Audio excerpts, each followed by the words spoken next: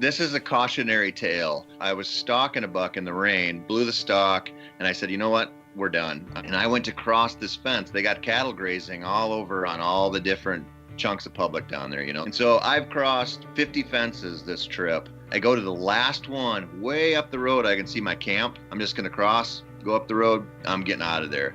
And I swing my leg over that fence, and I had to stand on the bottom wire because it was a 5-strander. And I'm 6'2", but I couldn't get over them. They were too tight. Right. And so I stood on the bottom strand, swung my leg over, and that sucker snapped on me. And I hit the ground, and my first thought was, I just ripped my balls off.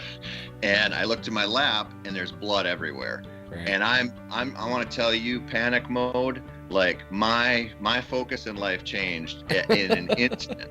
And so I stood up, pulled down my pants. I'm totally Porky Pigging it on the side of the road, And I look, and my hands from holding onto the fence when it broke are all torn up, and there's blood dripping off my face.